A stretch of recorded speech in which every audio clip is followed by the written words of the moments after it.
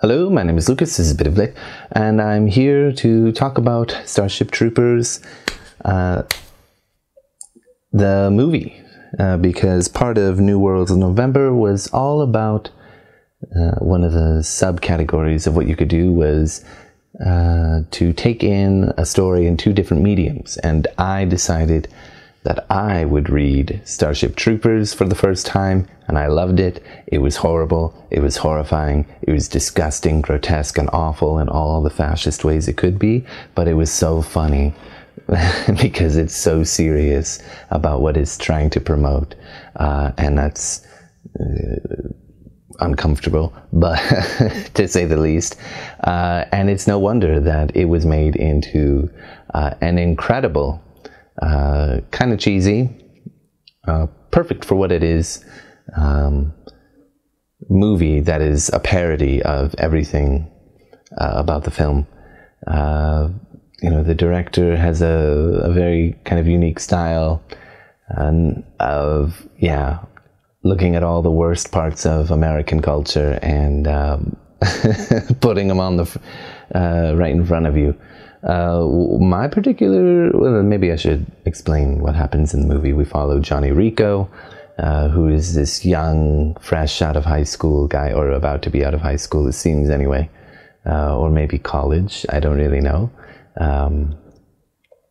He's in love with a girl, and she's going to join the military so she can become a citizen. She wants to be a pilot, and only the best and the brightest can become pilots. Johnny Rico wants to join the military too, but he's not very smart. He's a big meathead. And he's got a good friend who's psychic, played by Neil Patrick Harris, and his love interest is Denise Richards. I forgot the actor who plays Johnny Rico, but he's sort of his own jingoist kind of guy we see later. This is an incredible parody of like wartime propaganda and fascism and military industrial complex in some respects, I suppose. But it does a really good job of showing how these things kind of shape people, because we see a lot of commercials throughout the movie that are really funny. There's a war that starts with these alien insects that come clear from the other side of the galaxy, or the Milky Way, or the universe or something, and they're somehow a threat to humanity, which is very questionable.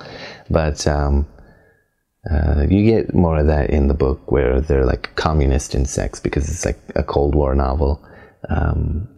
So communism is bad, and you get all kinds of, make of communism what you will, but the rhetoric in the book is just ridiculous.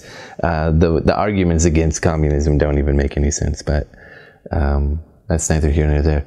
But these commercials, like when the war starts, Johnny Rico is training for the war. He's about to leave because his girl has left him. He's responsible for a friend of his dying once he is put in charge during training.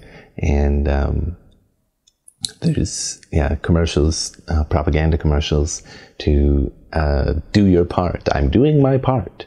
And there's this amazing commercial that shows a bunch of kids stepping on cockroaches, and then there's like a bunch of soldiers handing out bullets and guns to talk about this upcoming war and the way that everybody needs to do their part and help prepare for the war and this kind of thing. Very, very sharp kind of criticism. Anyway, Johnny Rico ends up being part of a horrific battle that goes horribly wrong, that possibly the insects didn't want any part of. In fact, they may not have wanted any part of the war. There's a journalist that says as much.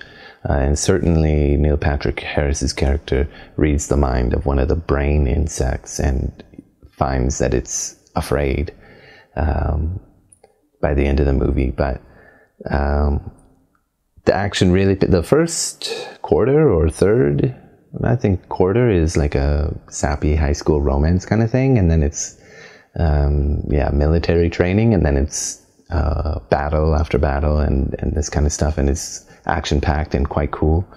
I suppose you're supposed to think that, but actually see that this is all horrible. But I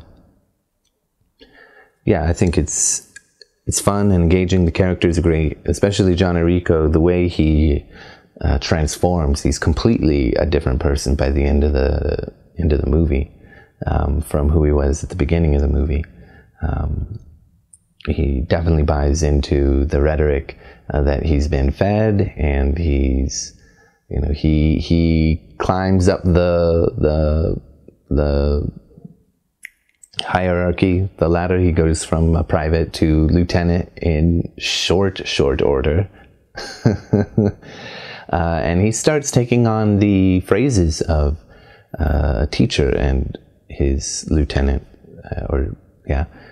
for a time corporal, maybe. I can't remember what his position was, but corporal. Anyway, doesn't matter. Corporal, I think, is below lieutenant. I don't know. I forgot. But anyway, you see his transformation, and he's just so ridiculous and hokey and like very serious, but it's so clearly played for laughs, and it's magnificent. And that's all I've really got to say. I really enjoy the movie. I'm wondering what you think. And great movie. Fascism is bad. Goodbye.